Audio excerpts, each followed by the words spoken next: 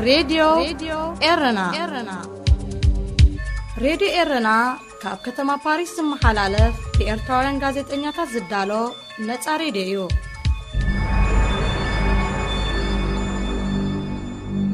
آمانيل جرماية سلام كبرا سمعتي لومي عربي 18 تمسكرميو لكع كم زعلت قدمي 19 عامتات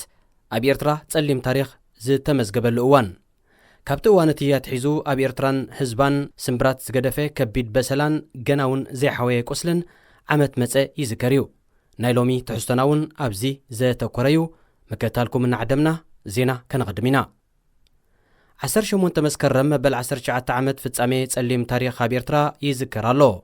سودان نملأ كتما كارتوم كعنو زغل تفنجاري بقتا كمز تتحزي تقليزو إيغاندا لعلي كلتا ميت أسرات كاب عجبتم تبناجو بممنزع كادمو كيلوم راديو إرنا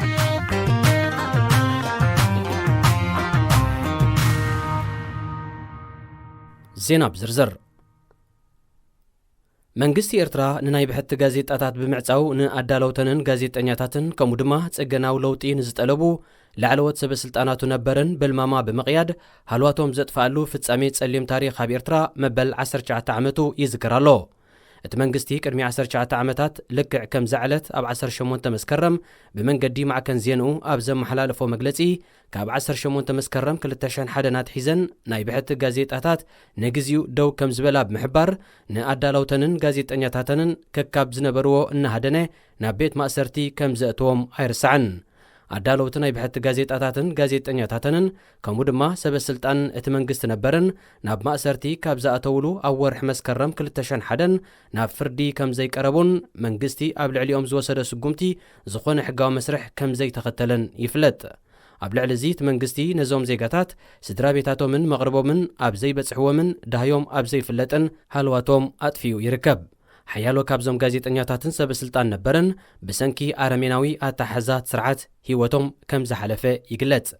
غازيطنياتاتن سبسلطان نبرن ن18 عامتات دهيوم كم زطفو زغبره منغست إرترا بسنكتي ابلعلي زيغاتاتو زفصمون غناون زفصمون زلون ارميناو تكبارات قدميو زنبرو ناي مغزاتي سرعاتات زي فصمو مخانو زتحساسبو حيالو إرتراوያን 18 مسكرم زخري فصامي ጸليم تاريخ سرعات هغدف كوينا نولدوتات كتذكر لبوا محلاليفوم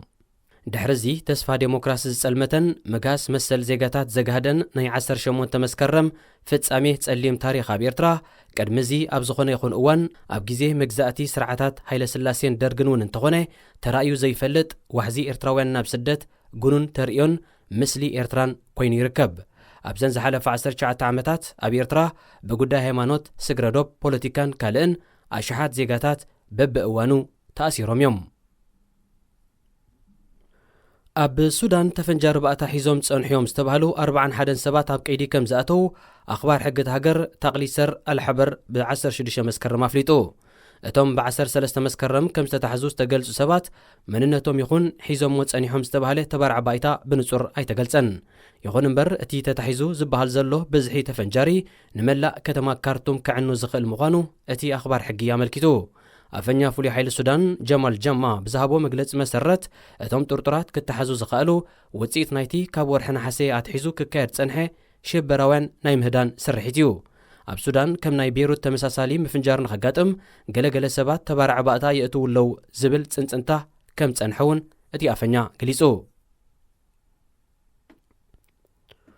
اب اوغندا استات 219 اسرات كاب حلوتهم طبناجو بممنزع كادمو كيلوم منغست يوغندا نتوم اب سميناوي مبراق يوغندا زوبا موروتو كاب زركب بيت مأسرت زهدمو اسرات نمهدان سراويت اوافيرلو اتوم اسرات كاب حلوتهم طبناجو بممنزع برو 16 مسكرم ناب برخاتات كادمو كوان تخالو اب زتخاده ناي توخسل ووت حدا بوليسن كلته كاب اسراتن كم زموتو صبصاب بوليس هاجر ارغاغيصو نساتهم عند وارديا بزحي بوليس كم زيبلو مسرايو نزنبره حد وارديا ببزحي عبليلوم 15 زخون كلاشنن كالت ابناجن وسيدوم كهدمو كم زخالو يتملكتو يوغندا كاب ورح مغابيت ناي زعمت ازي بسنكي كورونا فيروس معصاو كاب زاوجتلو اسرات بوكوب كهدمو ازي نسالساي وانيو ابيات مأسرت يوغندا نلبدا كورونا فيروس زقالع كونتات كم زلوو اسرات كماررو مصنحمون ማዕከናት ዜናት ሃገር ጠቒሰን كبرات سمعتنا زينا تفتصيم له قصيلو مدباب غزينا اب تذكرو 18 مسكرم زدهبه تحستو كلويو شوشاي غبرهانس مس تخليت كسته زكايدو علال انه ጋዜጣታት ብሕቲ ሕጊ ሃገርን ሕጊ ፕረስን ብምፅራረምን ብሕጊ ንክሰርሓን ዝተዋህበን ተደጋጋሚ መዘኻኸርን ዕድልን ብምንጻገን ካብ ሎሚ 18 መስከረም 2001 ጀሚረን ንግዚኡ ደው ንኽብላ መንግስቲ ኤርትራ ወሲኑላ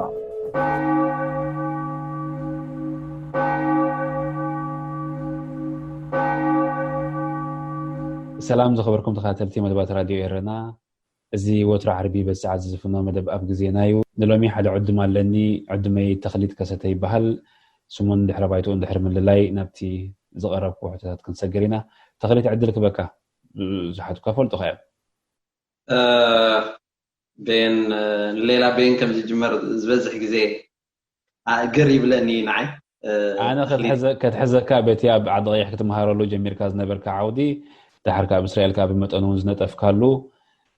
مويا صحفتن ناي حبريتا وي غازطينتن كخون ስለዝኾነ ርእስና ብኡ ንዑ ዝምልከት ጽቡቅ አንፈቲብ ካን ለኻ ተኽሊት ከሰተይ ዝበሃል ኣብ 2012 ኣብ እስራኤላቴ ንዝሓለፈ 8 ዓመታት ኣብ እስራኤል ፀኒሐ ቅድሚ 10 ወርሒ ድማ ናብ ኣሜሪካ መጽ ኣብ ሲያትል ይቕመጥ ኣለኹ ከም ዝበልካዮ ምስ ሓበሬታ ብዙሕ ዘተኣሳስረኒ ኩነታት ኣሎ ሓደ ናይ ተዓውዲ ዝፈቶ ምዃኑ ነተዓውዲ እውን ክመሃሮ ጀሚረ ስለ ዝነበርኩ ብዘይክውቲ ኣብ ዝሓለፈ ዓመታት ክገብሮ ዝነበርኩ ንጥፈታት ምስኡ ብዙሕ ምትእስሳር ስለ ዘሎ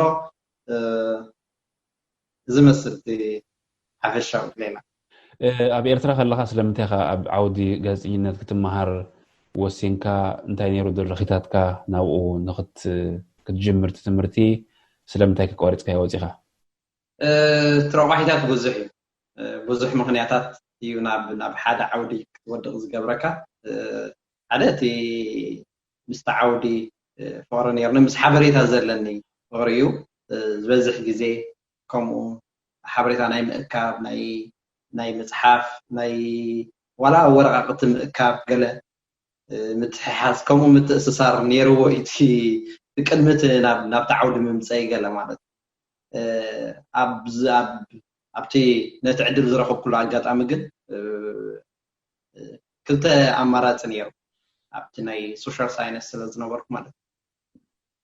ኣብቲ ቀዳማይ ደረጃ ዝነበረ ፋይን ኣርት journalism and mass communication ዘን ክልተ ኣማራፂ ነይረን ማለት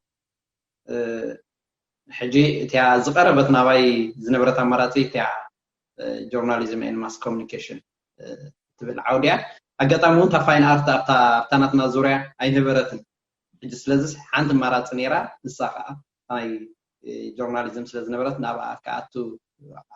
ኪኢለ ማለት እዩ ካልእ ኣማራፂ ነይሩ ናይ ኢኮኖሚክስ ነይሩ ናይ እዚ educational administration ገለመት ከምኡታት ነይሩ ካብቲ ዝመረፅኩ ዓውዲ ናይ ፋይን ኣርት ናይ ጆርናሊዝም ነይሩ ዝደለኽዎ ናይ መወዳእታ ከዓ ናብኣ ኮይና ናብኣ እየ ማለት እዩ 2001 ናብ ኤርትራ ዝበዝሑ ናይ ብሕቲ ጋዜጣታት ዝፅሕፉን ዝዝርግሑን ዝነበሩ ኤርትራውያን መንእሰያት ብዘይ ዝኾነ ይኹን ዕላውን ስርዓት ብዝመልኦን ኣገባብ ኣይተኸሰሱን ኣብ ቤት ማእሰርቲ ከም ዘለዉ ይፍለጥ ድሕርናቶም ናይ 10 ወይ 11 ዓመታት ንስኻ ነቲ ዓውዲ ክትመሃረሉ ወሲንካ ወይ ክትመሃሩን ጀሚርካ ስለምንታይ ኢኻ ክትመሃር ነቲ ሰባት ዝተኣስሩሉ ዓውዲ ወይ ከዓኒ ከም ዝፍራሕ እውን ዝነበረ ስቲል እውን ዝፍራሕ ዘሎ ከመይ ኢኻ ክትመሃሮ ወሲንካ ነፃ ኮንካ ክትሰርሕ ስለትኽእል ወይ ከም ትኽእል ተኣማሚንካ ዲኻ ዋላስ ስለ ባህጊ ጥራይ ኢኻ ክትመሃሮ ጀሚርካ ካብ ድሌት ጥራሕ እዩ ዝብገስ እምበር ክሳብ ክንዱ ዝኸደ ናበይ ትኸይዱ እውን ድሕሪ ገለ ዓመታት እንታይ ክፍጠር ይገለ እውን ስለዘይትፈልጥ ክትመሃር ኣለካ ምክንያቱ እቲ ዓውዲ ክትሰርሓሉ ዲኻ ኣይክሰርሓሉን ኣይኮነን ኣብ መጻኢ ግን ምስኡ ክትነብር ዲኻ ኣይክትነብርን ሕጂ ክሳብ ክንዱ ዝኸደ ስፍሕ ዝበለ ሽግር ኣለዎ ገለገለ ኢልካ ታሽማ ኣይትገብረን ኢኻ ኣይትሓስቦን ኢኻ ብመጀመርታ ድሓር እንዳእትኻ ምስ ከድካ ነገራት ክትሪኦም ዝሰፍሐ ኣረኣያኻ ቁርብ እንዳሰፍሐ ምስ ከደ ነገራት እንዳተረዳእኻ ምስ ከድካ ኢቭን ካብ መማህራን ካብቲ ኣብቲ ከባቢ ዘለዉ ሰባት ትረኽቦ ሓበሬታ እንዳኣክብካ ምስ ከድካ ብዛዕባ ሓደገኛነት ናይቲ ስራሕ ክትግንዘብ ትኽእል እምበር ኣብቲ መጀመርታ ከም ዓውድት ፎቶ ስለ ዝኾንካ ጥራሕ ኢኻ እተኣቱ ወይ ትመርፆ ንኽትመሃሮ ማለት እዩ በዚ ምኽንያት እዩ እየ ዝብላኒ ካብዚ ብቐጥታ ናብ ናይ እስራኤል ክንከይድና ናይ እስራኤል ህይወት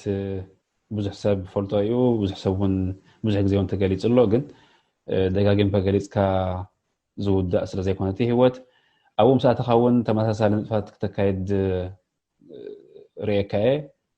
ዝተወሰነ ግዜ እውን ናይ ኤረና ወኪል ከም ዝነበርካ እውን ንፍለጥ እዩ ከመይ ነይሩ እቲ ደርኺታት ናብኡ ክትኣቱ ዝገበረካ ከመይ ነይሩ እቲ ንጥፈታት ናትካ ኣብ እስራኤል ኣብቲ ፈለማ ምስ መፃኹ እኳ ናብ ቤት ማእሰርቲ ስለዝኣተኹ ብቐጥታ ናብቲ ህይወት ንጥፈታት ናይቲ ስደተኛ ይኮንኩ ኣትየ ኣብ 2015 ግን ኣብቲ መጀመርታ ማለት እዩ ማሕበር ኤርትራውያን ተበግሶ ንማሕበር ኣለወት ዝበሃል ሓደ ማሕበር ናይ ወለንተኛታት ማሕበር ተመስሪቱ ሕጂ ኣብቲ ማሕበር ዝነበሩ ንዓይ ብቐረባ ዝፈልጡኒ ሰባት ነይሮም ሕጂ ብዛዕባ ክብርከት ዝከኣል ስራሓት ወይ ምሻሉ ክሰርሖ ዝኽእል ስራሓት ምሳዕለልና ከምዚ ክትገብር ትኽእል እንድሕር ኮንካሲ ይሽ ያበርክቶ ዋላ ናትካ ሓጋዚ ክኸውን ስለ ዝኽእል ኣብዚ ማሕበር ክጥርነፍ ዝብል ፃውዒት ምስ ኣቕረቡለይ ኣነ እውን ኣይተኣሽሙ ኣይገበርኩ ብውሕዱ ኣብቲ ማሕበር ብዙሕ ብቕዓት ዘለዎም ብዙሕ ተመክሮ ዘለዎም ብዙሕ ነገራት ፅቡቅ ነገራት ዘለዎም ሰባት ስለ ዘለዉ ክመሃር ዝብል ድርኺት ነይርኒ ዝዓበየ ዝሓሰብ ፖስቲ ካብ ኣብኡ ከይድካ መምሃሪ ዝብል እዩ ነይሩ ሕጂ ኣብኣ ያን ንጥፈታት ናትካ ተኣበርክቶ ናትካ እንታይ እያ ትብል እያ ትብል ኣብታ መጀመርታ ክትኣቱ ከለኻ ዝሓሸ ቦታ ናተይ እቲ ናይ ሜድያ እዩ ነይሩ ስለዚ ብቐጥታ ናብቲ ናይ ሜድያ ክፋል ኣትየ ማለት ምስኡ ክሰርሕ ጀሚረ ኣብቲ ሓበሬታ ምትርጓም ሓበሬታ ምፅሓፍ ብድሕሪ እዩ ከዓ ቀፂልና ከዓ ድሕሪ ዓመትን ገለመለን ገለ ኣቢሉ ይኸውን ገለ ከዓ ብቪድዮ መልክዕ ነቲ ብኢንተርቪው ብገለ ክንሰርሖ ጀሚርና ማለት እዩ ብዘይክኡ ጎኑ ጎኑ ድማ ምስ ናይ ራድዮ ረና ቁሩብ ኣበርክቶ ንጥፈታት ናይቲ ኣብ እስራኤል ዘሎ ኩነታት ዝሽፍን ናይሽቱ ፅሑፋት ዜናታት ገለ እንዳሰራሕኩ ይሓልፎ ነይረ ማለት እዩ ናብዚ ናይ ሕጂ ግዜ ክንመፂና ናብዚ መበገስና ዝኾነ እውን ማለት እዩ ኣብዚ ግዜ እዚ ካብ ወርሒ መስከረም ወይ ቅድሚኡ ክብል ክእለ ብተደጋጋሚ ግዜ ነቶም ኣብ ቤት ማእሰርቲ ዘለዉ ጋዜጠኛታት ናይ ኤርትራ ኣብ 2001 ዝተኣስሩ ጋዜጠኛታት ናቶም ታሪክ ህይወት ክኸውን ይኽእል ወይ ናቶም ንዕኦም ዘላሊ ካብ መረብ ሓበሬታ ፔን ኤርትራን ካብ ዝተፈላለዩ ናይ ኢንተርኔት ሰኪዕታትን እንዳውፃእካ ሸር ክትገብሮ ፀኒሕካ ኣለካ ብዘለን ትዕዝብቲ ብዙሓቶም ዝብልዎ ብዙሕ ሰብ ነዚ ንጥፈታት ከካይዶ ኣይፀንሐን ከም ዓሚ ቅድሚ እዩ ክግበር ከም ዝነበረ ኣይተኻየደን ኣብዚ ዓመት እዚ ስለምንታይ ከምኡ ደሊኻ ንስኻ ስለምንታይ ከምኡ ጌርካ እቲ ካልእ ሰብ ብዙሕ ኣቓልቦ ዘይሃቦ እዩ ተባሂሉ ዝሕመ ዘለኸ ስለምንታይ መስለካ ብዛዕባ ናይ ካልኦት ናይ ተኣሽማ ይገብሮን እኮ ቁሩብ ዝዛረብ ኣይከኣልን ግን እቲ እንታይ እዩ ሓሳብ ሓደ ንዘይትደልዮ ነገር ሓደ ሰብ ዘይደልዮ ነገር ኩሉ ግዜ ክርሳዕ እዩ ዝደልዮ ምስ ግዜ ምንዋሕ ከዓ ይርሳዕ እዩ ነገራት ይርሳዕ ሕጂ እቲ ኣብ ኤርትራ ዘለዎ ስርዓት ነዞም ሰባት እዚኦም ነቲ ናቶም ኣበርክቶ ነቲ ስራሕ ብሙሉእ ዋላ ነቲ ገጢሞም ዘሎ ሽግር ክርሳዕ እዩ ዝደልዮ ሕብረተሰብ ጠቕላላ ክርስዖም ኣብ ሓደ እዋንስ መን እዩ ጆሹዋ መን እዩ ወይ ዳዊት ኢሳቅ ገሌሉስ ከምዘይ ዝከሩ ክገብሮም ድሌት ክህልዎ እዩ ምክንያቱ እዚ ኣብ ነፍሲ ወከፍ ሃገራት ተመክሮ ትርእዩ ሰባት እውን ንዘይድልይዎ ነገር ክርሳዕ ስለ ዝደልይዎ ከም ሰባት ስለዚ ነቲ ስርዓት ዝመርሕዎ ዘለዉ ሰባት ስለ ዝኾኑ ነዚ ነገር ዝደልይዎ እዮም ስለዚ ነዞም ሰባት እዚኦም ኣበርክቶም ይኹን እቲ ኩሉ ነገሮም ክንርስዖ ስለ ዘይብልና تخنقبرو نخلون بقليل السطرح نعاي ابز حج وان زلني كيلات وي نعا قبره زخل عقمي نسايا زلا مخنياتو نزوم سبات زيهم كيدنا خنلحنا واي قالنا دفيت نمدحانهم زخون دفيت كنفطر اي قالنا كمو بقعت يفطرنا بزح نغرات كنفطرو زغبانا نعوم نمدحان كغبر زخل لزي غبرنا تزنقاسه ግን ابيدنا زلو سبات نخير السعو سبات معلتو ابامرو عمت طرح زي كونس معلتو نخذكروا مخنياتو እዞም ሰባት እዚኦም ብዙሕ አእምሮ ሒዞም እዮም ጠፊዮም ኣብዞም ሰባት እዚኦም ዘለዉ አእምሮሲ ኣብታ ሃገር ዓብ ኣበርክቶ ኣለዎ ናይ ሰዒድ ዓብደልቃድር ብዙሕ ግዜ ገለ ናይ ሰዒድ ዓብደልቃድር የንብብ ነይረስ ከምኡ ሓደ ሰብ ሽዑ የዕሊልኒ ክሳብ ክንደይ በቃ ፍሉይ ዓይነት ኣሽሙ ከም ዝነበሮ ገለ ንሰዒድ ዓብደልቃድር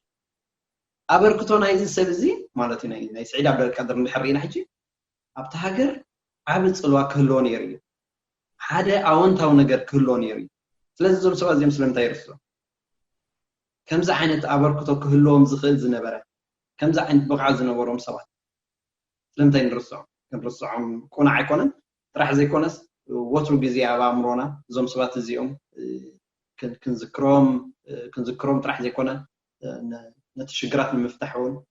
ኣበርክቶና ክህሉ ስለ ዘለዎ እቲ ዝቐለለ ብኢድና ዘሎ ግን ኣብ ሞባይልና ውፃእ ኣቢልና ክንገብሮ ንኽእል እዚ እዩ እዚ ብምግባርና ንኸስሮ ግዜ ንኸስሮ ፀዓት ዜሮ እዩ ወላ ሓደ ፀገም የብሉ ነዚኣ ብምግባር እዚ ፍርቂ ሰዓት ካብቲ ኣብ ካልእ ንጥፈታት ፀይና ከነህልኾ ንኽእል ነገር ሬድዮ ኤረና ናፃ ድምፂ ኤርትራውያን ሬድዮ ኤረና ናፃ ድምፂ ኤርትራውያን ኣብዚ ግዜ እዚ ከምቲ ኣቀዳሚ ቢለ ዝበልኩኻ ዋላ ኣብቲ ሰዓት እቲ ዝነበሩ ፀሓፍቲ ዝነበሩ ጋዜጠኛታት ዝነበሩ ነቲ ንጥፈታት እውን ዝከታተልዎ ዝነበሩ መንእስያት ክሳብ ንቃለ መጠይቅ እውን ፈቃደኛታት ዘይኮኑሉ ሰዓት ኣሎ እስኻ ኣብቲ ሰዓት ኣዝኻ ንእሽቶ ከም ዝነበርካ ዝክሪ ኣነ እውን ነቲ ጋዜጣታት ክንምንታይ እውን ኣድህቦ ጌርካ ተንበን ነርካስ ሕቶ እዩ ኣብ ሕቶ ዝኣቱ እዩ ከምቶም ዝፅሕፉን ዘበርክቱን ዝነበሩ ሳይኮንካን ኣይፈልጠንን እየ እውን ተብልክኻ ኣሽሚኮን ሕጂ ከምኡ ኮይኑ ግን ነቲ ብዛዕባኦም ናይ ምዝራብ ድልየት ቁርብነት ኣይትርእን ኢኻ ሕጂ ኣብ ቦትኦም ኣቲኻ መልስ ኣይኮንኩን ዝብለካ ዘለኹ እቲ ኩነታት ከመይ ተንብቦ ንስኻ ኣብ ናትካ ግዜ መንእስያት ንሓደ ፅቡቕ ነገር ተንቀሳቒሶም ድሕሪ 10 ዓመት እስኻ ተሓቲትካ ብዛዕባኦም ፈቃደኛ ይኮንኩ ናይ ጥዕመንን እዩ ክትብል ከለኻ እሞኻ ውሱናት ሰባት ጥራሕ ብዛዕባኡ ክዛረቡ ከለዉ ኤርትራዊ ኣብ ኩሉ ተሰዲዱ እናሃለዎ ከሎ ኣብ ሕማቕ ኩነታት እናሃለዎ ከሎ ብዛዕባ እቲ ሽግር ኣይዛረብን እየ ምባል እንታይ እዩ ንዓኻ እንታይ ምስለካ ብዛዕባ እቶም እሱራት ክዛረብ ኣይክእልን እየ ሕጂ ግዜኡ ይኮነን ፈቃደኛ ይኮንኩን ዝበሃል መልሲ ክትሰምዕ ከለኻ እንታይ ዓይነት ስምዒት ሓደረካ ንዓኻ ወይ እንታይ ክትብል ትኽእል ማለት ናይ እዞም ሰባት ተዛቅርብዎ ምክንያት ክሰምዑ ደስ ምበለን ስለምንታይ ከምኡ ስለምንታይ ፈቃደኛታት ኣይኮኑን ገለ ወይ ታዩቲ ንኸይዛረቡ ዝዕንቅፆም ምዝራቦም ዝፈጥረሎም ሓደጋ ወይ ዝፈጥረሎም ፍርሒ ወይ ብዙሕ ነገራት ገለ ክፈልጦ ደስ ምበለኒ ምክንያቱ ናይ ኩሉ ሰብ ሽግር እቲ ብምሉእ ትሽግራዊ ጣዕቢት ቶም ነሰባት ክንዛረበሉ ዘይምኽኣልና ነቲ ዋላ ነትናትና ሽግር ማለት ደፎሞ ነቲ ናይ ካልኦት ሽግር ነትናትና ሽግር ዋላ ክንዛረበሉ ዘይምኽኣልና እዩ እቲ ድምር ናይቲ ብምሉእ ሽግራት ኮይኑ ዘሎ ሕጂ ማለት ኣይርዳእንን እዩ ስለምንታይ ከምኡ ይኾኑ ስለምንታይ ከምኡ ይሓስቡ ኣይርዳእንን እዩ ግን እቲ ዝቐልል ኣበርክቶ ዋላ ሕልንኦም ከቅስነሎም ዝኽእል ነገራት ዝነበረ ብምዝራቦም ጥራሕ እዩ ኣበርክቶ ናይ ገለ ሰባት ዘይንፈልጦ ኣነ ንባዕለይ ወላ ሓደ ኣይፈልጥን እየ ካብዞም ጋዜጠኛታት ንጋዜጣታት ብሕቲ በምንም ተኣምራ ይዝክረኒ ኣብ ገዛና ዝነበረ ናይ በዓል ሰቲት ጋዜጣ ገለ መለኸም ዝፀንሕ ነዊሕ ዓመታት ገለ ምሻ ኣሎ ዝቕመጥ ምስ ወራቅቲ ከምኡ ዘይኮይኑ ናይ ሰቲት ጋዜጣ ይዝክር እምበር ናይ ካልኦት ፈፂመ ይዝክሮምን እየ ስሞም ግን ዝክሮም ክላዓል ብገለገለ ንበዓል ጆሹዋ ገለ ትዝክር ምስኦም ዝነበረ ግን ከመይ ገይሩ نز ነገር ዝክርሱ አፈ ወይ ምዝራብስ ከመገሩ ከንቅጾ ይፈ ፍርሕዲ ምናልባት መብዛሕትኦም ውልቀ መልእኽቲ ከምኡ ዓይነት ሽግራት ስለዝፈጥሩ ከምኡ ዓይነት መንፈስ ስለዝፈጥሩ እዚ ናይ ጆርጅ ኦርዌል እንታይ ዝበሃል ኣብቲ 1984 ትብል መጽሓፉ ገሊጾም ነው ተዓብ ሓውኻ ርኢካ ኣሎ ገለ ዝብል ምናልባት ካብኡ ደይ ብገስኹን ከምኡ ዝፈጠሩ ፍርሒ ገለ ትብል ኢኻ ግን ከምኡ ፈሪሕካ ዋላኮ ዝመፀት ኣሽሙ የለን ገለ ኣይድሓነትን ፈሪሕካ ዝድሓነ ሰብ የለን ፈሪሑሲ ስድሮ ዘድሓነ የለን ስድሮ ታሽሙ ዝገበረ የለን ወይ ካልእ ነገራት ከድሕን ዝኽኣለ ነገር የለን እንድሕር ምናልባት ፍርሒ ኮይኑ ከምኡ ዝገብሮም ማለት ተዘይ ኮይኑ ዋሲ ቁንዕ ኮይኑ ኣይስምዐካን ንኣበርክቶ ናይ ሓደ ሰብ ክትገልጽ ምኽኣል ገለ ማለት ዝቐለለ ነገር እዩ እሞ ድማ ብዙሕ ሓልክ ዘይሓትት ነገር እዩ ትረኽብ ኣቢልካ ብቴሌፎን ድዩ ብዝተፈላለዩ መልክዕ ንኣበርክቶ ናይ ሰባት ክትገልጽ ምኽኣል ወይ ክትዛረብ ምኽኣል ብዛዕቦም ብዙሕ ፀዓል ዘይሓትት ብዙሕ ነገር ዘይህልኽ ዝቐለለ ነገር እዩ ስለዚ ኣነ ከምኡ ብል ትድርኺት ክፈልጦ ደስ ምበለኒ ትኸምኡ ዝፈጥረሎም ዘሎ ድርኺት ክሳብ ሕጂ ብዛዕባቶም ተኣሲሮም ዘለዉ ጋዜጠኛታት ወላ እውን ናይ ፖለቲካ እስራት ብሓፈሻ ብኤርትራ ዘለዉ እስራት ሎሚ ግን ርእስናቶም ጋዜጠኛታት ስለዝኾኑ ሎሚ እውን 18 መስከረም ስለዝኾነ እሞ ኣብ ሎሚ ጀሚሮም እውን ምእሳር ስለዝጀመሩ ክሳብ ሕጂ ብዛዕባቶም ንብሎም ዘለና ጋዜጠኛታት ዝወፀ መጽሓፍ ኮነ ዝተደርሰ ፊልም ወይ ዶክመንታሪ ወይ ከዓ ብርክት ርዝን ዝበለ ንህይወቶምን ንኩሉ ሕልምታቶምን ንእንታይነቶም ዝገልጽ መጽሓፍ ኣይረኣናን ዘለና ኣይ ክሳብ ሕጂ ወፀን ዘሎ ብዘይካ ዝናብ ፔን ኤርትራ ዝተኣከባ ጽሑፋት ብዛዕባኦም ኣብ ጋዜጣ እውን ዘሎ ሶም ዝሓፍዎ ሶም ዝብልዎ ዝነበሩ ካብ ወፃኢ ኣይተረኣየን ዘሎ ክሳብ ሕጂ ስለምንታይ እዩ ከምኡ ኮይኑ ትብል ዘይተገዳስነት ድዩ ዋላ እቲ ግዜ ስለዘይኣኸለ ድዩ እንታይ ኮይኑ ስማዓካ ንዓኻ ኣነ እንታይ እየ ዝብል መስለካ ከምዚ ንኣበርክቶ ንንእሽተይ ኣበርክቶ ዋላ ቀሊልካ ምርኣይ ኣለና መስለኒ ኣበርክቶና ሲ ከምዚ ኣይንዕቅኖን ኢና ብድምር ኣይንሪዮን ኢና ኣበርክቶ ናይ ነፍሲ ወከፍ ሰብሲ ተደሚሩ ዓብ ኣበርክቶ ምዃኑ ኣይ ግምት ኣይንኽቦ እዚ እዩ እቲ ዝዓበየ ፀገም መስለኒ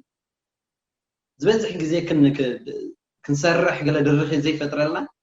ብድምር ስለዘይንሪኦ ኣነ ክንንእሽተይ እንድሕር ኣበርኪተ እቲ ሓደ ሰብ ክንዱ እንድሕር ኣበርኪቱ ሓደ ሰብ ክንዱ እንድሕር ኣበርኪቱ ድምር ናይዞም 3 ሰባት ወይ 4 ሰባት ወይ 5 ሰባት ናይ ብዙሓት ሰባት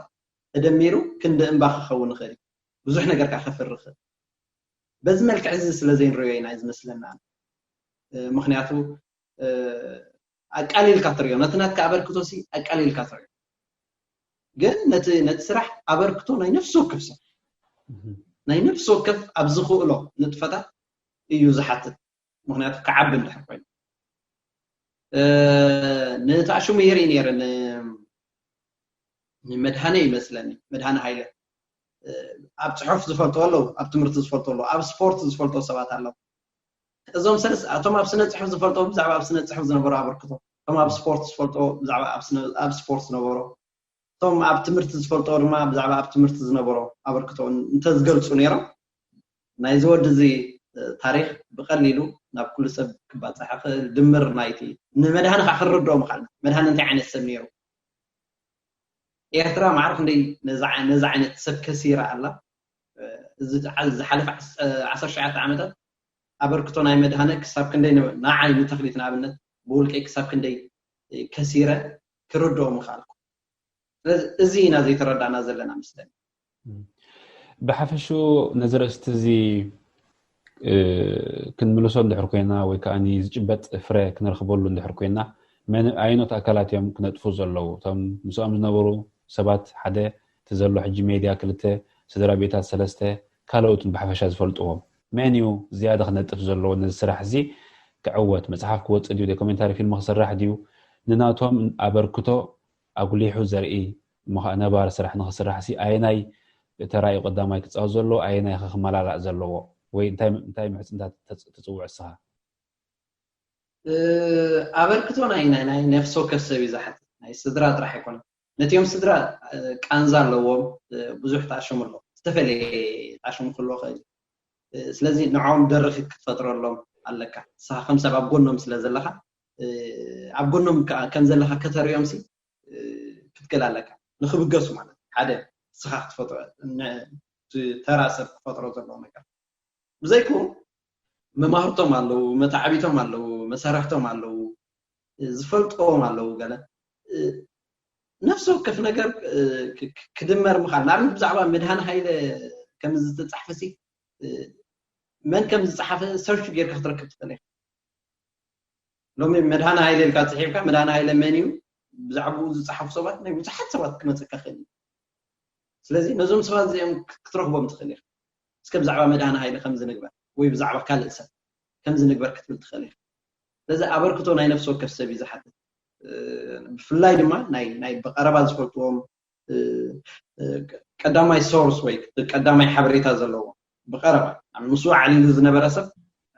ኣነን ንሱን ዝተፈላለና ኢና ኣነ ድሕሪ ክንደይ ዓመታት ሓበሬታ ዝተኣከበ ናይ ብዙሓት ሰባት ሓበሬታ የታሽሙ ዝገብር ዘለኹ ዘካፍል ዘለኹ እቲ ሰብ ግን ብቐጥታ ምስኡ ዝነበረ ነቲ ዕለት እውን ዝዝክሮ እዩ ስለዚ ብፍላይ ምስ ምንዋሕ ግዜ እንዳሃሰሱ ክኸዱ እዮም ነገራት እንዳሃሰሱ እዮም ዝኸዱ ወላ እውን እቲ ንጥፈታት ናይቲ እቲ ኣንፃር ናይዚ ዘሎ ስርዓት ንምርስዖም ሓደ እቲ መጀመርታት ስሞም እዩ ዝኸፍእ ድሓር ምስ ምንዋሕ ግዜ ከዓ እቲ ትምርሳዕ ይመጽ ማለት እዩ ሰብ ይሃስስ ካብ ዝኽሩ የጥፎ ምክንያቱ ኣብ ውሽጢ 19 ዓመታት ክንደይ ሓበሬታ ኣብ ኣእምሮ ከዚን ኣሎ እሞ ብኡ መጠን ከዓ እቲ ናይ ቀደም ሓበሬታ እንዳሃሰሰ እንዳጎደለ ይኸይድ ማለት እዩ ሓንቲ ዘይትርስዓኒ ኣጋጣሚሲ ኣላ ከምዚ ብዙሕ ግዜ ተሕስበን ንኣብነት ምስኦም ካብ ዝነበሩ ገለ ኢልካ ስለ ዘለዓልካ እየ ታሽሙ ዝገብራ ኣብ 2008 ይመስለኒ ብሚኒስትሩ ዜና ብናይ ህግደፍ ገለ ዝዳሎ ታሽሙ ነይሩ ከምዚ ብዛዕባ ስነ ኣእምራዊ ኩናት ተባሂሉ ብዙሕ ጎስጓስ ዝካየደሉ ኣብ ቤት ትምህርትታት ኣብ ተምሃሮ ገለ ነይሩ ኣብ ከምኡ ተሳቲፈ ነይሩ ሓደ ግዜ ካብተን ዘይርስዕን ኣጋጣሚ ንጋዜጠኛታት ትምልከት ሰሎሞን ድራር ዝበላ ነይራ ሽዑ ይገልፀልና ነይሩ ከምዚኦም ገይሮም እዚኦም ጋዜጠኛታት ኣብ 2001 ከምዚ ገይሮም ገለ ይብለና ነይሩ ሽዑ ሓንቲ ንእሽተይ ካርቱን ኣምፂኡ ካብተን ጋዜጣታት ዝተሓትመት ማለት እዩ ካርቱን እንታይ እያ ኣብ ገመል ኣብ መንደቕ ተሰቂሉ ኣድጊ ካብ ታሕቲ ኮይኑ ከምዚ ንዓብሬና ገለ ይብሎ ከምኡታት እያ መልእኽታ ሕጂ እሱ እቲ ትርጉም ዝሃባ ማለት እዩ ንዓና ዋላ ዘእመንና እሚንና ይሽዑ رأيهم مزيم سي كان زيهم نعم نت منجست أوريد كان هاي إثيوبيا منجست نمتكاينير وقال كم زنير حجي بزعبة زخرطات يمتحكوا وانا نايتا كرتون أنا لأن مالتي أبز محبرة وميديا أنا وانا قريب خالد سم خالد تزحف نيرو بزعبة زي ما تزحف نيرو بغطى كلمي فليتا يوم هلا سلازي تيوم نت وحد زي كون عبركتوسي عبركتوز نبورو قدات نايبحك شلالي لو خلف كروب عشان فترة الكاي كم بحري انتي تعزبت له بزحات سباتهم بمتايم نقفهم إرتراوين ولاتهم أبقى جلس تساتفوا بزح عبركتوز نبورو متقدلتون نتي هو تما يتحفون يوم كي تحفوا زحلفوا خالو بزحات مسؤول أساسيرو زخيد اتساب ندقم صوت أون تي ناي قعزو خمان تا زحلفات من سي زحلفاون بزقبا اي سمدانيو تباهيلون يحمايو بزقبا اي قلصانيو تي شقرو بزقبا اي زاربولون تباهيلون يقلصي وي يحمايو مزيت اساسيروس كان بحري سلسرص ادخون ابتي ارتراوي نزي نغرات ناي زي مزراب سويكا ناي محلاف ويكا تزاريبنا مو داخل مص منمو تكبرنا امبر كاب زبل دو يخون ولاس كال نغرات اللوي ከምኡ ክህልዎ ክእል እዩ ደፋኢ ክኸውን ከምኡ ነገራት ናብ ኮስድና ክእል እዩ ናብ ዝትብሎ ዘለካ ግን ኣብ ውሽጢ ኣነ 8-9 ዓመታት ገይረ ኣለኹ ኣብ ስደት ገለ ብባህረይሲ ገለ ባህሪ ናይ ካልኦት ሰባት ኣጥርየ ኣለኹ ሃምነት ባህሪ ናይ እስራኤላውያን ኣጥርየ ኣለኹ ውሽጢ 8 ዓመት ኣብ እስራኤል ፀኒሐ ባህሪ ናይ እስራኤላውያን ኣጥርየ ኣለኹ ኣብ ኣሜሪካ ዘሎ ናይ ኣሜሪካውያን ባህሪ ኣጥርየ ኣለኹ ትብዓድ እንግሊዝ ዘሎ ኣብ ኤውሮፓ ዘሎ ነናቱ ባህሪ ኣጥርየ ኣለኹ ስለዚ ብውሕዱ ገለ ክፋል ናይቲ ባህርሲ ክንወስዶ ይግባአና ኦኬ መጀመርታ ከምኡ ነይሩ ሕጂ ካልእ ባህሪ ምስ ሓዝና ክንብል ንኽእል ኢና እሱ ጥራሕ ከም ምክንያት ከምኡ ባህሪ ስለዘይብልና ኢና ገሌልና ክንታሽሙ ክንገብሮ ኣይንኽእል ኢና ካልኦት ባህርያት ወሪስና ኣለና እንዲ ኣብ ዓደይ ዘይነበረኒ ባህሪ ኣነ ካብ እስራኤላውያን ዝወሰድኮ ባህሪ ኣሎ እዚ ታዲያ ካበይ ዳ ኣምፂና እሞ ክንብል ንኽእል ኢና ናይ ዘይምዝራብ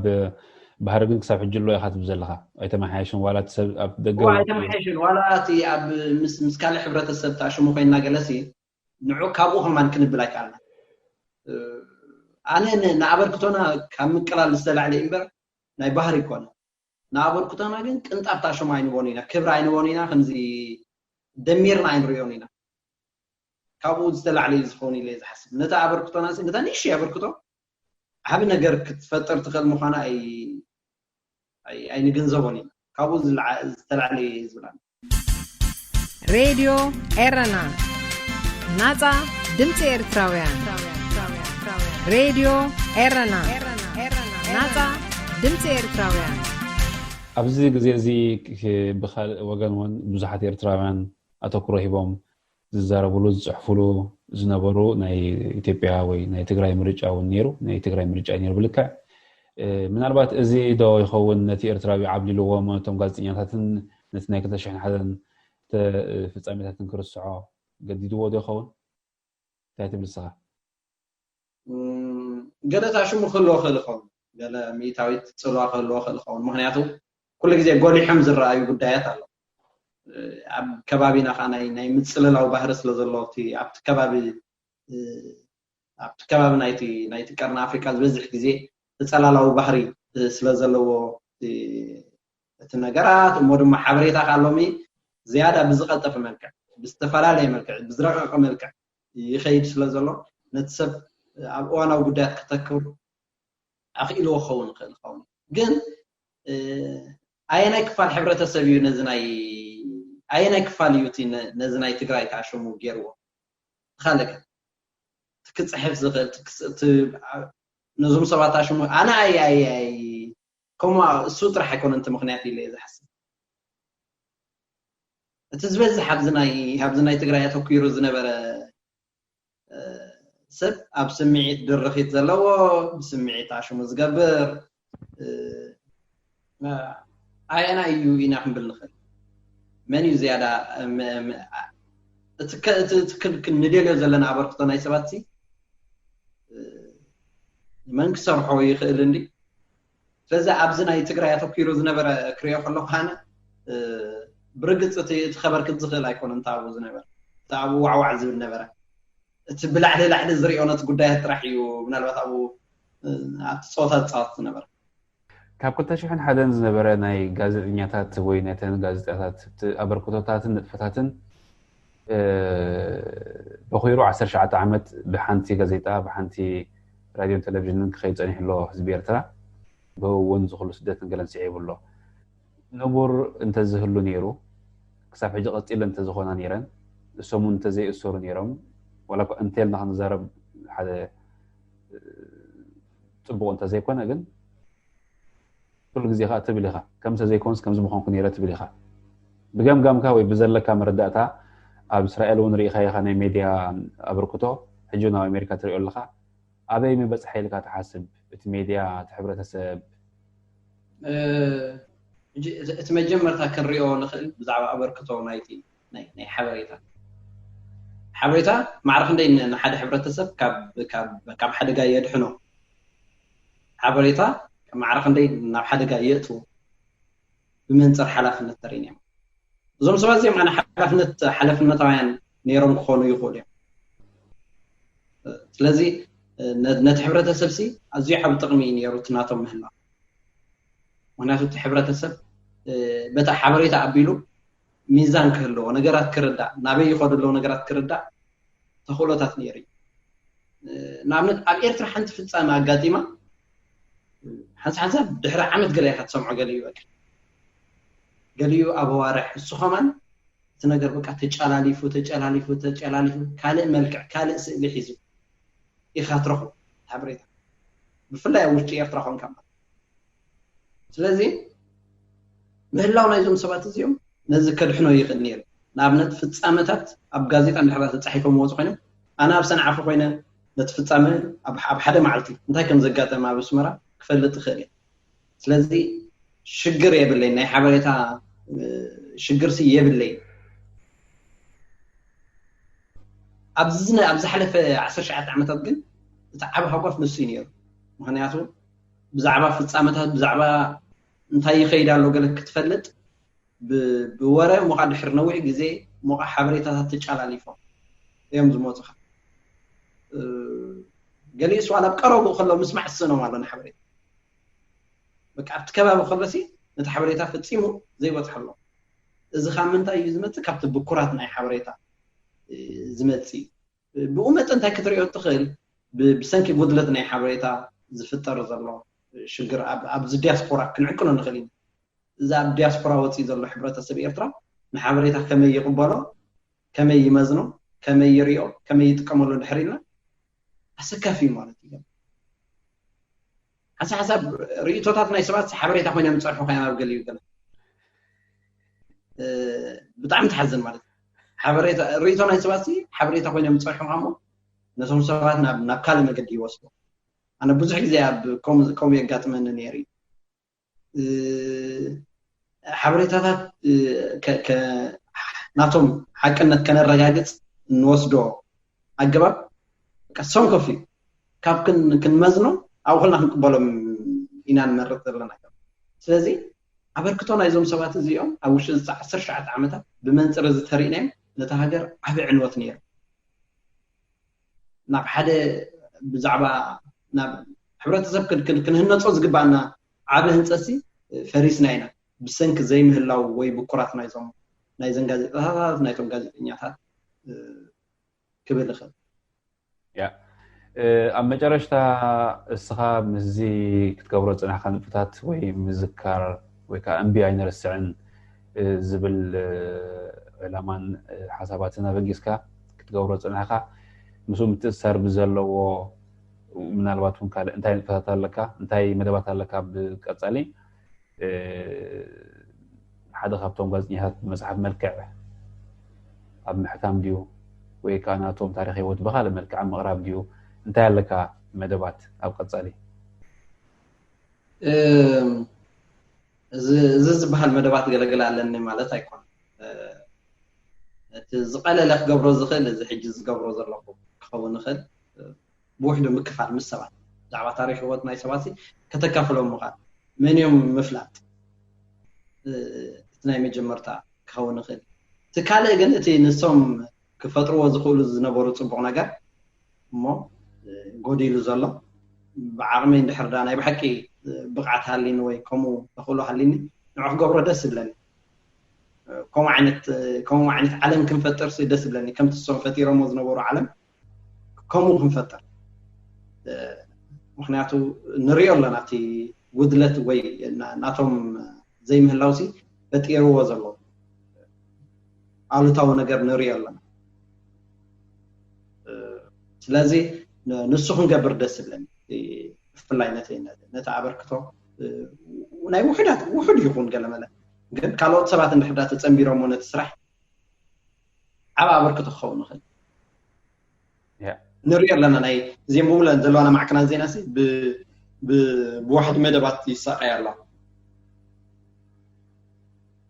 زنتاي عبركتو ناي كلات ناس لزي تحوسن تزي نعوه نقبر زاخر العالم انت متيو السودس بلاني كبل خل بتعمل صبو مجرشتا زلكا وي مزخاخري وي لبوا وي مسكانه خون خل عدلك بكا سبنا الناب زقربو نجر كبركة مخال زبلت نجر سب من محدار زقربو تقينو بزعبة من محدار زلوا بركتو كعزز حبريتا نحكينو زقربو بزعبة حبريتا زلوا بركتو كعزز بوليتيكين يوم بزعبة بوليتيكا تقديسو بركتو كعزز تكالة مالتي توم نتفتاتي نفسه كفسب كلهم نتفتات ككايدا كلن نفسه كفسب حنتي أبركتو نحرا بركيتو كن تهاجر زلوا بمولا حقوفات مولا يخيل سلازي نتا قودي لنا خمزلو نفلت علنا تياتر دلي هاي كان بركت نخلنا نتقودي لزلو حقوفاتي كن مولو نخلو سلازي كملا عند حركوينو ناتي تبقصو تدلي ناتي نايمي جمرتا تبقصو مالي قالوا سوات كمان كقبر لي كتصبيه باللي مخنياتو حنسا بقى نمنتين كم زعين تحبريتا زغربو قال لهم قلقات نياتها كنوع فطرية بقى بطعمي زحزن قال لهم تاشو مقام وقل نسخاس لازم خوركا يتسب كم دليت زحم بسالو زلو نتحبريت تدليو بقون عمصة تدليو بزي كون عمصة السلام دا يمصخ دو لا يتقلني مخنياتو موياو حلافنت كاي اي قبر كان لازم نزل سبزي كوميل كاخت كسرلو تخيل مرالا حلافنت وحدي كبير خير مالك يغني اللي تخليت كاب أمريكا سلتين مسكرة مع سر شمانته كاب تشحن حدا تحيزهم ببيت مأسرة الزلو غازينها تتقورة زنحخا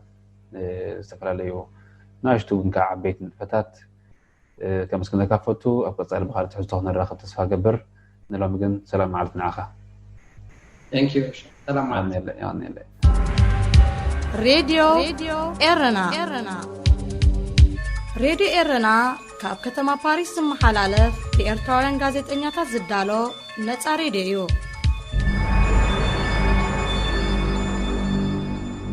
أزي تكتاتل وزلهم كاب كتما باريس زفنو دمتي راديو إرنايو ناب علال مسنوك سعركي كنسجرينا كدميو نمزخر كاندي نتوازينا كسمعكم መንግስቲ ኤርትራ ንናይ ብሕቲ ጋዜጣታት ብምዕጻው ንኣዳለውተንን ጋዜጠኛታትን ከምኡ ድማ ጽገናዊ ለውጢን ዝጠለቡ ላዕለዎት ሰበስልጣናቱ ነበርን በልማማ ብምቕያድ ሃልዋቶም ዘጥፍኣሉ ፍጻሜ ጸሊም ታሪኽ ኣብ ኤርትራ መበል 19 ዓመቱ ይዝከር ኣሎ። ኣብ ሱዳን ተፈንጃሪ ባእታ ሒዞም ጸኒሖም እዮም ዝተባሃሉ 41 ሰባት ኣብ ቀይዲ ከም ዝኣተው ኣኽባር ሕጊ ሃገር ብ16 መስከረም ኣፍሊጡ። እቶም ብ13 መስከረም ከም ዝተታሕዙ ተገልጹ ሰባት መንነቶም ይኹን ሒዞሞ ጸኒሖም ዝተባህለ ተባርዕ ባእታ ኣይተነጸረን። ይኹን እምበር እቲ ተታሒዙ ዝበሃል ዘሎ ብዝሒ ተፈንጃሪ ንመላእ ከተማ ካርቱም ክዕኑ ዝኽእል ምዃኑ እቲ ኣኽባር ሕጊ ኣመልኪቱ። ኣብ ኡጋንዳ ኣስታት 219 እሱራት ካብ ሓለውቶም ጠበናጁ ብምምንዛዕ ካድሙ ክኢሎም። መንግስቲ ዩጋንዳ ነቶም ኣብ ሰሜናዊ ምብራቕ ዩጋንዳ ዞባ ሞሮቶ ካብ ዝርከብ ቤት ማእሰርቲ ዝሃደሙ እሱራት ንምህዳን ሰራዊት ኣዋፊሩሎ። እቶም እሱራት ካብ ሓለውቶም ጠበናጁ ብምምንዛዕ ብረቡዕ 16 መስከረም ናብ በረኻታት ካድሙ እኳ እንተኽኣሉ ኣብ ዝተኻየደ ናይ ተኽሲ ልውውጥ ሓደ ፖሊስን ክልተ ካብ እሱራትን ከም ዝሞቱ ጸብጻብ ፖሊስ ሃገር ኣረጋጊጹ። ንሳቶም እንዳ ዋርድያ ብዝሒ ፖሊስ ከም ዘይብሉ ምስ ረኣዩ ነዝነበረ ሓደ ዋርድያ ብብዝሒ ዓብሊሎም 15 ዝኸውን ካላሽንን ካልእ ጠበናጁን ወሲዶም ካሃድሙ ከም ዝኽኣሉ እዩ ተመልኪቱ። እዚ ድምፂ ሬድዮ ኤረና እዩ። هذه إذاعة إرنا علال مسنقو سعركي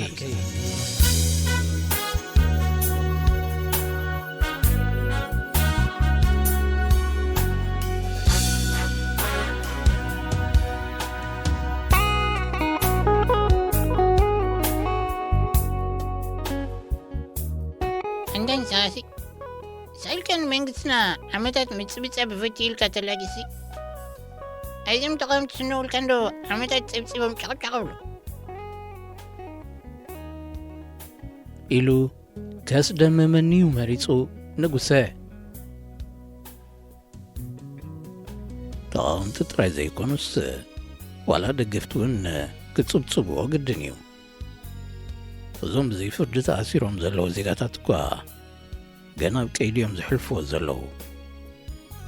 እቲ ግዜ እኮ ይባዕሉ ዝፅብፅብ ዘሎ ኣይርዳእከን ማለት ድዩ نجولا أنت وين يزير داني مس قبلهم ترايو زي عسكة عمتات بزحدي ولا سوحد كم فلتين خيلنينا ንምዃኑ ንስኻ እንታይ ኢኻ ትፈልጥ? أنا دا መንግስቲ ገበን ረኺብሎም ከም ዝኣሰሮም እየ ዝፈልጥ መን እዩ ከምኡ ኢሉ ነጊርካ? እንታይ መን ነጊርካ ዳ ትብል እዚ ዳ ብወግዒ እንድዩ መንግስትና ተነጊሩ መንግስትኻ ስለ ዝነገረካስ ብወግዒ ተነጊሩ ትብል? ከመይ ወግዒ ዘይብልካ ትረፍ? ኣይትፀርፍ ሞ ተጠንቀቕ እሞ መንግስትና ሓሲቡ ዳ ክትብል ዘለኻ እናኣሰረ እናቐትለ እንዳ ነምሕሳብ እንታይ ክርኢ ኣለዉ? ብቻ ኸሚዶን ጭብጢ ዘይብልካ ይዘረብ ብዘይ ገበንሲ ንመን ከኣስር ኢኻ ንመን ከቐቲሉ ኢኻ ክትብል ካብ ንዓይ ጭብጢ ዘይብልካ ትብለኒ ንመንግስትኻ ብጭብጢ እሰር ተትብሎ መሓሸ ነይሩ ንስኻ ግና ጭቡጥ ኢኻ በልክዎ ሕርቃነይ መቆፅጻር ሲኢነ እንታ ወዲ ዝሓሰብካ የለካ ድዩ እንታይ ዳዩ ፀርፊ ዘብለካ ዘሎ እንታይ ኢለ ዶ ፀሪፈከ ጭቡጥ ዳ ሽምካ እንዳኣሉ ንስኻስ እንታይ ክትገብር ዶ ርኢናካ ኢና ዘይተጨቢጥካ ዘለኻ ሓቂ እንተለካ ዳ ብረት ኣልዒልካ ዘይትቃወም ዘይዘረባ ጥራይኻ ተፍተፍ ትብል ዘለኻ ንሱስ ሓቅኻ ኣነ እውን ካባኻ ይሓይሽኒ መንግስትኻ ግና ብብረት ጥራይ ኣይኮነን ዝጠፍእ ህዝቢ ኩሉ ፎቅ ምስ በሎ እውን ክዕሎ ክእል እዩ ንሱ ዳ መንግስትና እኮ ደገፍ ህዝቢ ስለ ዘለዎ ይኽሳ ሕጂ ፀኒሑ እምበር ቅድሚ 19 ዓመት እንዶ ይምተኣልየን ነይሩ ሽዕቶም ንመንግስትና ክዳኸሙ ዝሓሰቡ ሰበ ስልጣን እኳ ህዝቢ ዝለዓሉ መሲልዎም ነይሩ ህዝቢ ግና ምስ ወዲ ኣፎም እዩ ኮይኑ ክሳ ሕጂ ድማ ወዲ ኣፎም ምስ በለ ኸማ ኢሉ ኣሎ ቅድመ መዝራበይ ተገሪመ ጠመጥክዎ ናይ ብሓቂ ዲኻ ከምኡ ኢልካ ተኣምን ሓተትክዎ ሓቂ ክምልሰለይ እናተተስፍኹ ቀልጢፉ ካብ ምምላስ ሰገጥ በለ እንታይ ዳ ከምኡ ኢኻ ክትብል እምበር ሕጀቦ እንዶ ኣብ ካልኦት ሃገራት እኮ ይትረፍ ሓደ ፍሉጥ ሰብሲ ዝኾነ እንተተበዲሉ እቶም ኣዝማዱ ዋላ እዮም ዝለዓሉ ኣብዝነና ግና ሓደ ፍሉጥ ሰብ ጥራይ ዘይኮነስ ክንደይ ሰበ ስልጣን ጋዜጠኛታት ዋላ መራሕቲ ሃይማኖት ኣሲሮ ክሎስ ነዚ መንግስትናስ ወላ ሓደ ዝቃወመ ዘየለ እዚ ንባዕሉ ንመንግስትና ክሳዕ ክንደይ ብህዝቢ ተኣማንነት ከም ዘለዎ ኣይረዳእከን ተመሊሱ ሓተተኒ ሕጂ እውን ተገሪመ ክጥምቶ ተገደድኩ እዞም ተኣሲሮም ዘለዉ ዜጋታት ኣዝማድ ኣሕዋት ዋላ መቕረብ ዘይብሎም ዶ መስለካ ከምኡ ዳ ክህልዎም ይግድን ኤርትራውያን እንዲዮም ግናስ ህዝብናሲ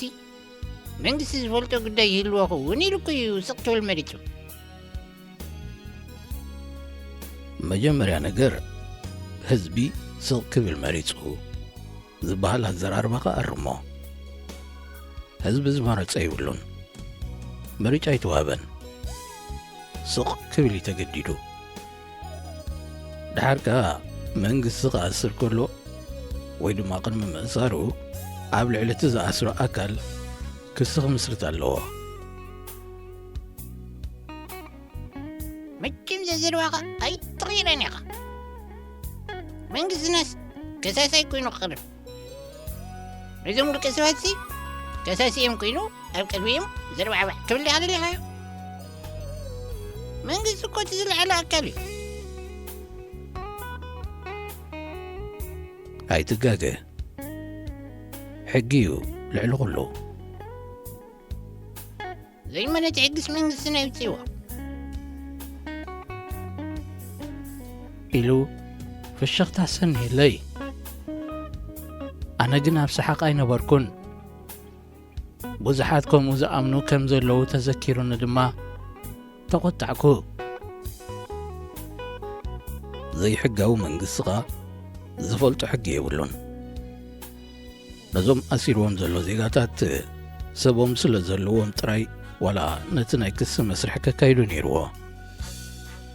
ሓውኻ ከኣስሩልካ ከለዉ ገበኑ ክነግሩኻ ኣለዎም ብሓፈሹ ሰብካ ክእሰር ከሎስ መኽሰሲ ኢኻ ትደሊ ሓቂ ድዩ ዋላ ኣይኮነን ድማ ዝጣበቕ ኣለዉ እዚ ደሞ ወገንነት እንድዩ ክነግረካ ሚልዮን ኣብ ባህሊ ህዝባዊ ግንባር እዛ ከምዚ ዓይነት ስምዒት እያ ዘይትፍቶ ንመንግስቲ ናይ ሓወይ ሓፍተይ ወላ ናይ ሓማተይ ጉዳይ ኢልካ ክትቀርቦ ኣይደልን እዮም መንግስቲ ንኩሉ ብማዕረ ስለ ዝርአስ ንስኻ ወገን ሒዝካ ክትዛረብ ከለኻ ባይብሎምኒ እዮም ስለምንታይ ዶም ተጋደልቲ ዋላ ዝማድካ ኮይኖም ዘይዛረቡልካ እዛ ወገንነት ስለ ዝፀልዋ እኮ እዮም ዝብል መረዳእታ ክልግሰለይ ደፈረ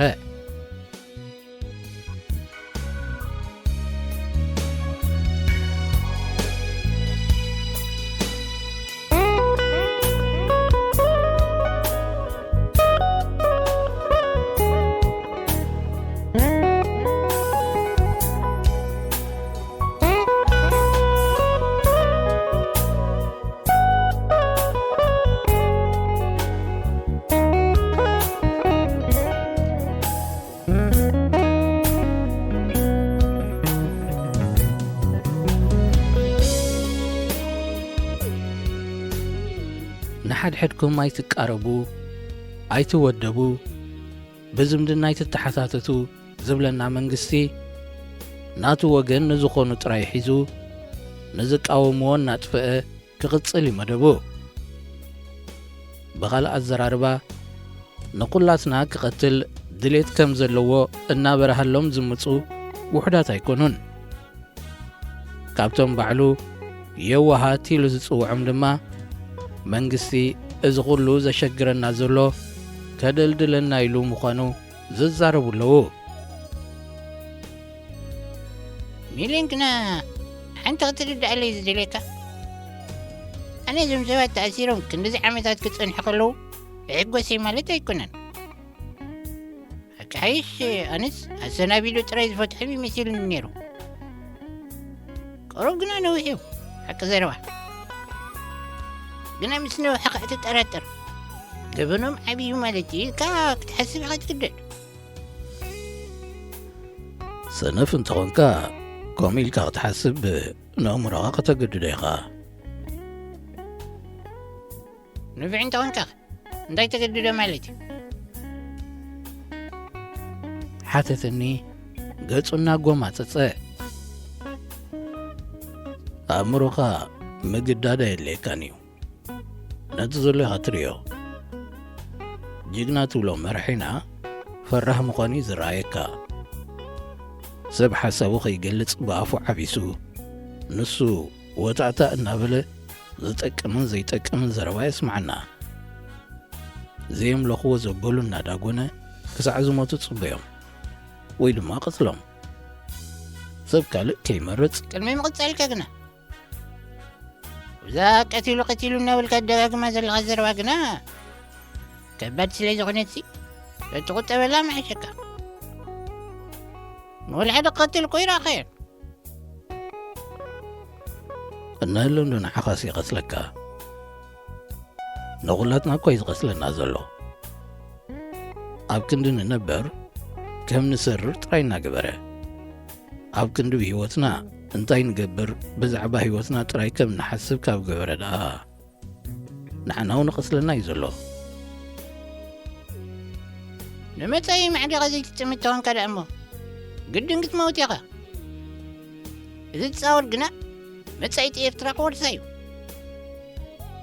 ነዛ ዝወረስና ኤርትራ እናሕደገና ዘይረኣኻሲ ነዛ ትመጽእ ክትሪኣ ኽኢልካ ማለት ድዩ ሚሊዮን ዓርከይ ምስ መንግስትና ደም ክትተክል ዝደልኻ ኢኻ ትመስል እንታይ ጌርካ ኢኻ ሓንሳብ ኣሲሩ ኢልካ ክትነኽፈት ፀንሕ ተመሊስካ ኸ ቐስለና ኣሎ ትብል መትሓዚ ኩስኢና ሉ ዘረባ ኢኻ ኩሉ ከምኡ ዝተተሓሓዘ እዩ እዞም ተኣሲሮም ዘለዉ ዜጋታት ንሳቶም ኣይኮኑን ብልክዕ ተሪኢኻዮ ንሕና እዮም ንሳቶም ናይ ዝኾነ ዜጋ መስል ክገሃስ ከሎ ናትካ ተጋሂሱ ማለት እዩ ግድን ኣይኮነን ናባኻ ክመጽእ ኣብ ባህሊ ሻዕብያ ግና ብጻይካ ዝነበረ እንተደኣ ተኣሲሩ ብኡ ንብኡ ናብ ጓና ይቕየር ምስኡ ዝነበረካ ዝምድና ክትበትኽ ድማ ሰውራዊ ባህሊ የገድደካ ወይ ይፈለጥካየን እምበር ንሱሲ እቲ ጽባሕ ንስኻ ትኾነ ይኾይኑ በል ከምቶም ንሳቶም ከይትኸውን ኣፍካ ኣክብ ዝዓርከ እንደግዲ ዝካ ባዕላቶም ዘለዎስ ኸይልካ መንግስቲ ኸንዳ መስገንካ ዝተረፋ ቃዓድመ ትበልዕ ዶ ልት ነገር ተሚፅእ ተኣዚርካ ዓመታት ምስ ገበርካኸ ንዓኻ መንዶ ክዝክረካ እዩ ወጀኻ ናይ ካልእ ርስዕ የለለና ካልእ ዕላል ክመጻና ስለ ዘይከኣለ ግና ዝኒኢልና ኽንምሲ ግድን ኮነ ንጉሰ እውን እዚ ቅንያት እዚ ክብድብድ ዝበሎ እዩ ዝመስል ሕልንኡ ክዕርፍ ግና እቶም ግዳያት በደለኛታት እንተዝኾኑሉ እዩ ዝመርጽ በይኑ ግን ኣይኮነን